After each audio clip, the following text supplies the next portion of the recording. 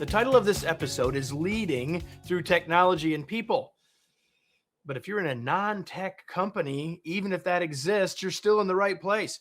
We're talking with a respected and experienced leader who has led technological innovations in technology-driven companies and been successful through the intelligence of her team and the quality of her leadership. This will be a practical and helpful conversation about where we're leading today and where we're moving in the future. Welcome to another episode of the Remarkable Leadership Podcast, where we are helping leaders like you grow personally and professionally to lead more effectively and make a bigger difference for their teams, organizations, and the world. If you are listening to this podcast, you could join us in the future for live episodes, likely on your favorite social media platform. You can find out when those are happening, so then you can join us by either joining our Facebook or LinkedIn groups, just two of the platforms where these take place. So you can just go to remarkablepodcast.com/Facebook or remarkablepodcast.com/LinkedIn to get all the inside scoop, get the dates, and join us live. If you like what you're hearing today and want help developing the leaders in your organization, let's talk. Reach out to info@kevineikenberry.com. We'll schedule time to learn about your needs and see how we might be able to help. Now, with that, let me bring in our guest. Here she is, all the way from Denmark today, recently in Mexico, but today at home or in her space in Denmark. Her name is Louisa Loran. She has led transformational growth across some of the world's most respected companies for over 2 decades, and on all continents. She has worked across B2B, B&C, and within global tech, bridging commercial impact with human-centered change. She serves on the boards of the Copenhagen Business School and Catacap Private Equity, and is the author of the new book. You're used to hearing me say that. The author of this book, Leadership Anatomy in Motion, subtitled Empowering You to Lead Through Technology and People. And so, Louisa, thank you. Welcome, and thank you for being here. Welcome back from vacation, too. Thank you so much, Kevin. Great to be here. So I get a lot of books, and I read a lot of books, but I get a lot of books, and it's not very often that I get a book that has the word anatomy in the title, certainly for what might make this show. So I want to start with, why leadership anatomy? Why is that the frame that you chose to use in the book and in the title? Yeah, no, well, thank you, Kevin. I think it's because when I have looked at so many encounters of change, transformation, those who have succeeded, those who have failed, it always comes back to a individual, a person who is choosing to change, willing to engage, etc.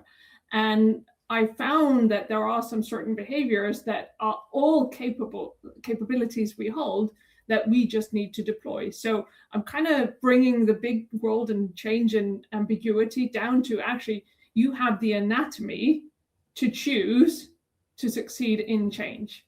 So I'm sure we'll get into more about those, let's say, elements of anatomy, but it's fundamentally down to, as a human being, you have the ability within you. So that leads me to 2 things. Number one is, I think you've just given us the big idea of the book, that transformation and change is big, but it really is personal, and we have it in our ability to get there. Is that a fair way? Absolutely, yes. Okay. So the title is Leadership Anatomy, and this is the Remarkable Leadership Podcast, and yet you're hinting at something that to me is super important, and that is that change isn't really, at the end of the day, organizational, it's individual. Yes. And so while we're having this conversation, and you've written about this from the leadership perspective, with that leadership hat on, all of these ideas apply to us, whether we're the leader or not in a given change. Would you agree to that? Absolutely. And I think that the thing is that as a leader, you are expected to lead the way. You are expected to be at the forefront of driving this change. And of course, the impact, if you do not do so, is much bigger.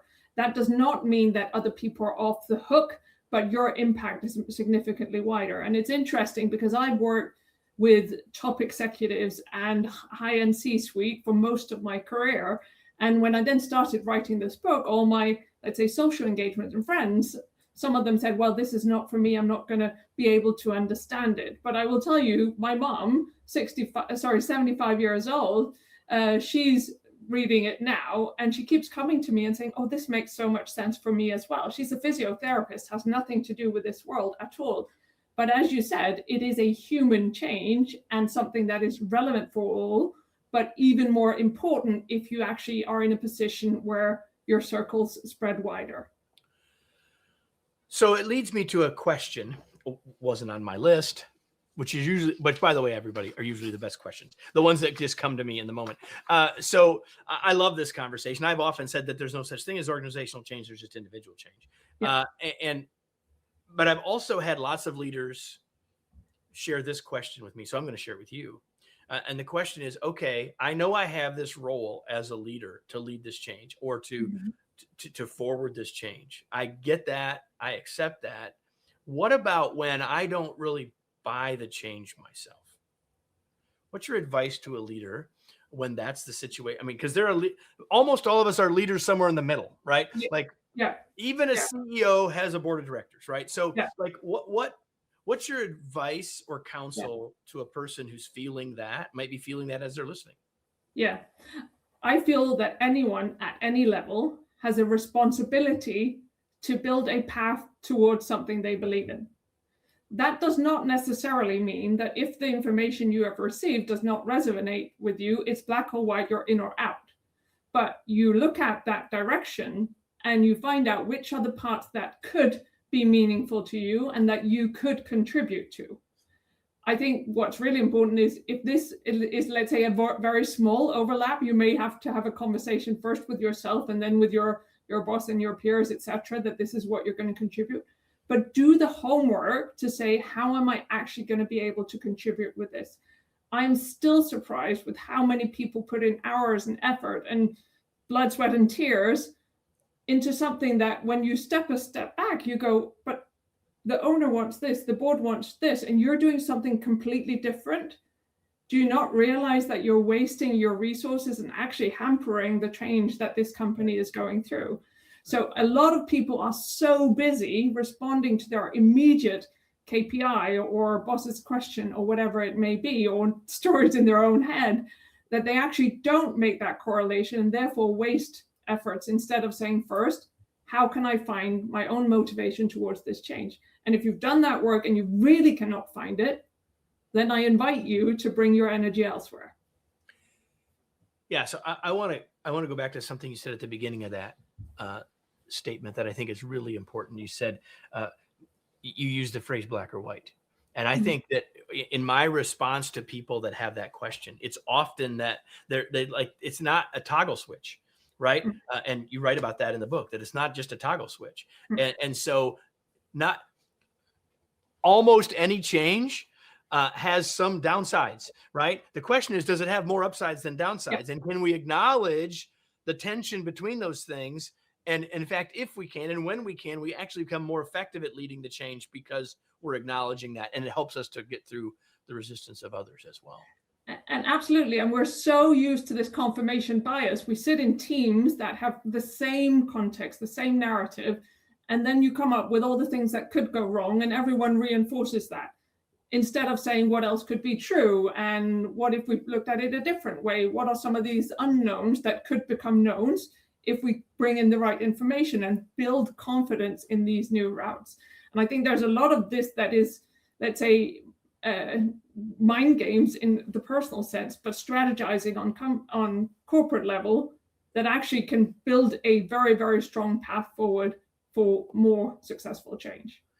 So you're getting now at something that I was hoping we'd get to a little bit later, but we probably need to give people the context. So, because I'm going to come back, I put a pin in something there, but I want to let you say, okay, the leadership anatomy, you've got 4 parts of our anatomy, if you will, that you want us to talk about. So why don't you just give us those 4 things at a very high level, and then I want to dive into some stuff inside of that. Okay? Of course. Well, I would say obviously, but not obviously. But the first one is about what you see. So envisioning ambitiously, like opening your eyes, seeing the potential, truly envisioning as the first one.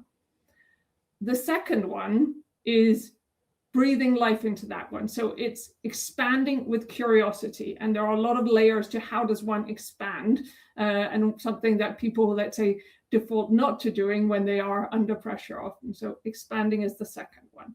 The third one is then steering decisively. So it's really about prioritizing, communicating, and actually making those choices to make sure it doesn't just become a dream or morphing into nothing. And the last one, which is the probably most distinctive and important one, and where you can see who succeeds and who doesn't, is about embodying with presence.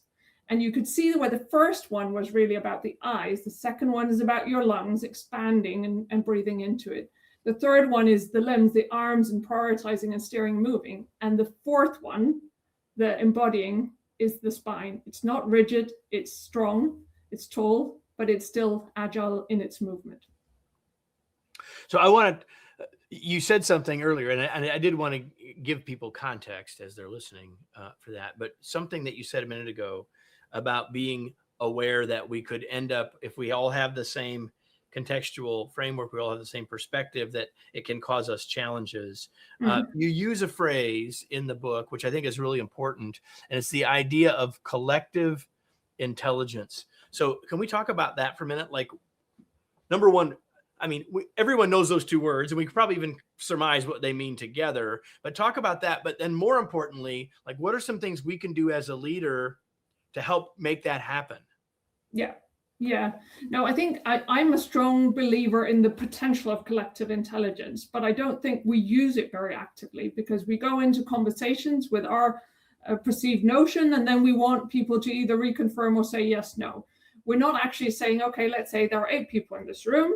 They all have knowledge, brain power, capacity. And if you bring in an AI, then there's even more than, let's say, 9 people, because that has access to even more. And how do you truly leverage that intelligence that's there? And I think one of the things that's been interesting throughout my career is forcing yourself to be open in that discovery, forcing yourself to look at that complementary knowledge. I can say I was once at INSEAD, and the professor gave us a good task, and he said, so would you rather have a team that consists of 80% capable people that are 80% confident, or would you have a team that's 20% competent and 60% confident? And logically, a lot of people went to the 80-80 because they seem to know most, right? But the problem is, when you are too confident, you don't ask those questions, and you don't remain curious about what are the blind spots that you may be having. Whereas the other team that knows they are not the best in the world, they will be curious, they will be asking questions, they will be exploring whether other people could better fit in. And I think this is such an interesting perspective, that we often go for the easy thing that ends up costing us, because we don't understand that there is a huge potential in the collective intelligence. I would also say, from an organizational perspective, as a leader, you are highly likely to carry a huge clout when you engage in a conversation, and people want to impress and look good in your presence. So how do you make sure that you are truly creating the context so that they understand which small piece of the puzzle could they be contributing with? Because it's also going to be painful if everyone says, here's my 100%, go look at it. But instead saying, here's the context, here's the piece of the puzzle I'm missing, who has a potential to add to that? There's a real unintentional thing that leaders do here that gets in the way. And it's not always, I'm expressing positive intent here, assuming positive intent, that it's unintentional. It is sometimes intentional, but regardless of intention, it's a problem. And that is, if we as the leader, because as you said rightly, that we have clout, whether it's just with our team or we're the leader of the, like, there's multiple levels, doesn't matter. The more levels, the more clout. But here's the point.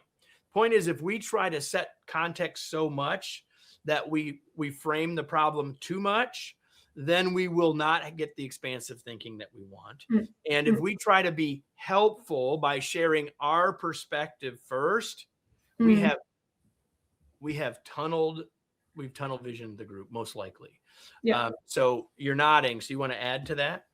Yeah, no, I absolutely agree. And I will, of course, admit, and hopefully everyone does, that I've done this multiple times mistakenly as well. So you learn through that process. But what I think is also interesting when you have been an executive is companies like Diageo or Moet Hennessy or Maersk, big traditional conglomerates, and you move to a company like Google. You also see the difference between a traditional hierarchical leadership culture and one which is significantly more built on platform and collective intelligence by design. I'm not saying one's better than the other, but I am saying that the enablement of access to information that some of these tech companies build invites for more contribution. What I believe could be learned from some of the more traditional companies is then the steering and the more strategic direction. So people become more purposeful in their contributions, because otherwise you will also have an organization where people have an opinion about everything. And it may be great, but some things are not appropriate for the job. So thank you for applying your open mind in this context. Exactly. Which means two things. Number one, we need to have the open mind as the leader, right? But we need to stay out of it and invite others to bring their open mind and make it okay for them to do that. Because if we don't, we're not going to get it. Yeah. They have perspective. They will choose not to share unless we make it safe and expected to do those things. And we have to do that by modeling. And that means we got to stay out. And one of the most interesting things I found is I've worked across multiple industries, both within these businesses, but also supporting customers across multiple industries. And even at the highest level, where general executives are good at, let's say, keeping informed of what's going on in their environment and it's who are the industry leaders and who are the followers, there is a missed opportunity of understanding the business models and revenue models of some of the adjacent businesses and the interdependencies. So when you come in and show, let's say, a banking or insurance company how a telco company operates, it's like it's a completely new language to them, when actually there are a lot of comparable learnings, but even more, there are dependencies that they should be aware of. So it's not just down, it's also across. And I think that's where this openness is even more important in today's day and age, where the transformation is dependent on industries moving, and also at a point in time where geopolitically people need to build in significantly more adaptability into how they run their businesses. One of the things I really like in the visioning section, when you're talking about strategy, which you wouldn't have had to have read the book to guess that if we're talking about visioning, a strategy would come up. But one of the things I like about your conversation about strategy is the idea of framing. And it's connected to what we've been talking about, but say more about strategy and framing and what that means, and how as leaders can take into context this idea of framing. Yeah, I think a lot of people who do strategies, unfortunately, they say, what's my budget? How can I increase a couple of percentages? And how do I, let's say, make minimal impact to my organization, because people don't like change. Which I wouldn't even call strategy, I'd call tactics, but nonetheless, that's exactly what people do. I agree, but nonetheless, a lot of people do spend their time polishing up PowerPoint decks to do this. Yep. Instead of going and saying, what could be the future that we want to step into? And this is where I give a couple of examples, and I've seen teams get really excited when you challenge them to be a bit more creative. Imagine that you had unlimited resources. Imagine you were owned by these people. Imagine you had access to this data. Or if you deconstructed your company from the current silos and reconstructed it in different formats, how would you do? And then people go into panic, but we can't, and this team and this leader, it's like, no, at this part of the process, we are simply playing. This is a thinking exercise. This isn't a doing exercise. Exactly. And I think, unfortunately, a lot of great leaders do not give themselves the space to do this. And then they allow people from other industries, tech companies, or whatever it may be, to come in with a different perspective and actually eat part of their lunch. One of the things that we have strong agreement on, you talk about the problem with busyness. I have long said that busy is the most dangerous four-letter word in Yeah. English language. You just hinted at it there, that leaders are too busy to think, when I think you and I would both agree that maybe the most important work of a leader, or certainly one of the most important parts of a leader's job, is to think. So why do you see busyness as being so dangerous?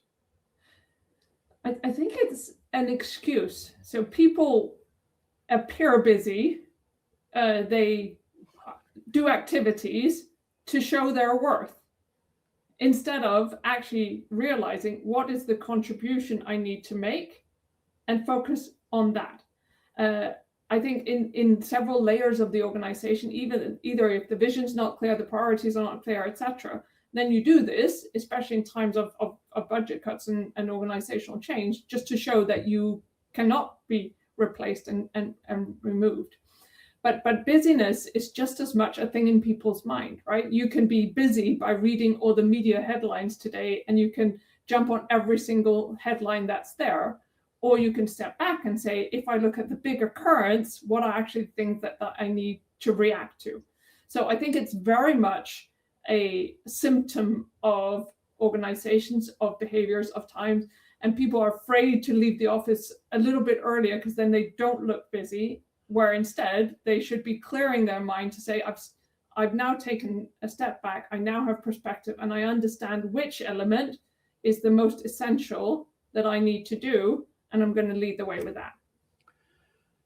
I think the really important piece here is that, beyond everything you just said, which I agree with 100%, is that where you started was busyness is an excuse, which I agree with 100%. And I think especially in times of change, times of transformation, that's one of the big resistors. We don't have time, and we're too busy to make the change. They're not even focused on the outcome of the change, just the impact on their calendar in the short term. And so organizations that are stuck in the busyness or activity mentality versus an accomplishment mentality or mindset, that becomes the first problem in getting the transformation to move.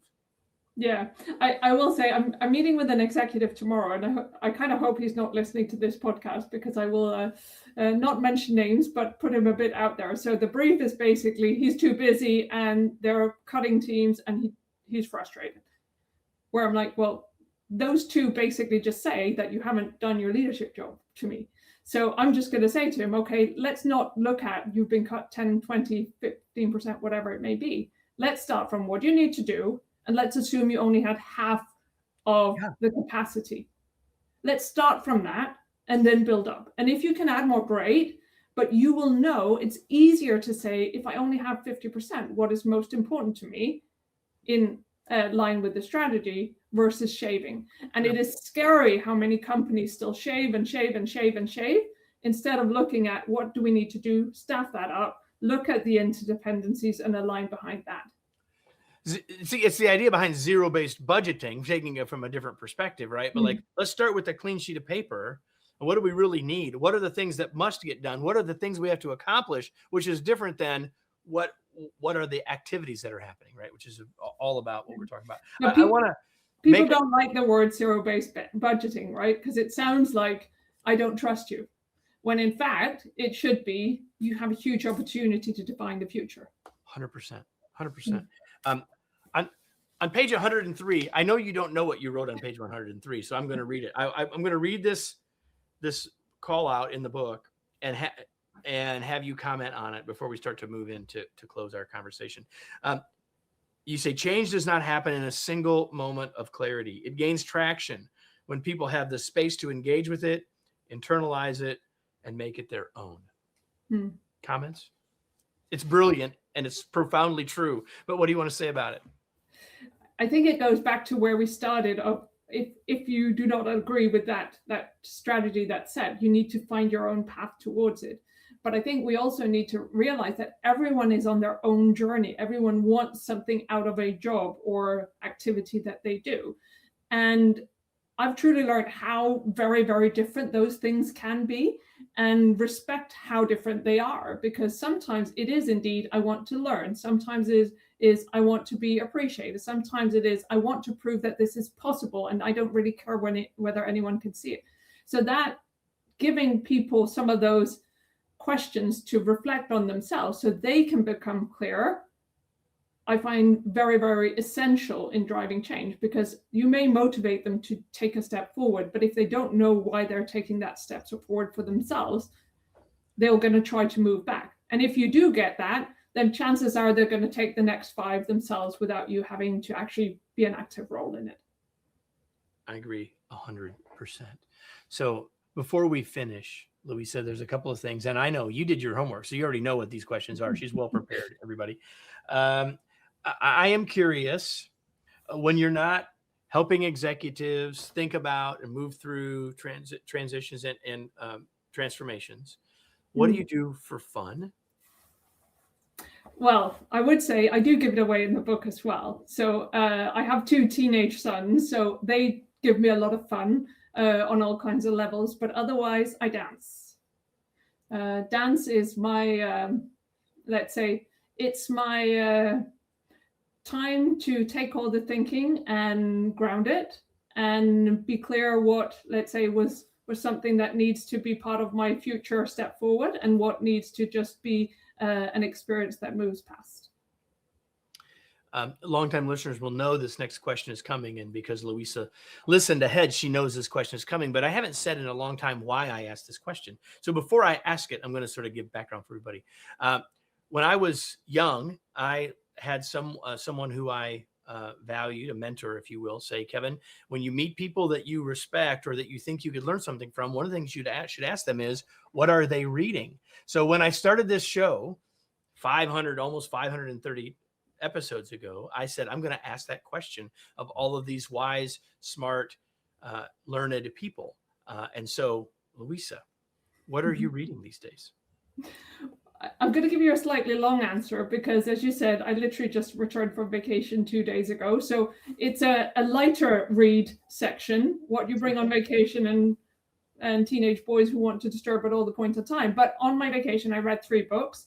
I read Fusion Strategy, which is I would say, adjacent topic to what I write about. I would say it's a lot more industrial and process oriented. So when I read it, I thought if people have read this, they should definitely read mine afterwards, because this gives you a bit of the infrastructure, and then you need to actually know how to mobilize people.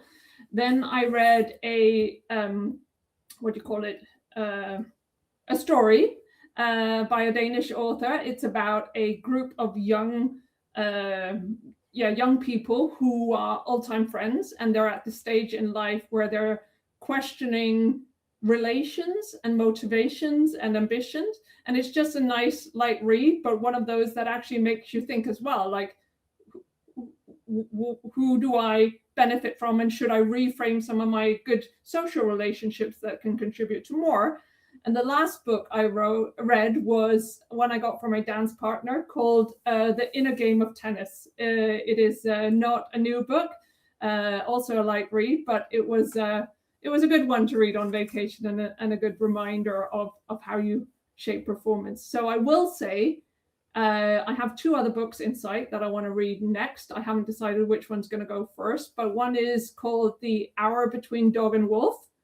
It is written by a Wall Street trader turned professor, and it talks a lot about embodied presence and complements it with science, and tries to understand how people actually drive change. And the other one, which probably should be read by everyone, is called Choke Point.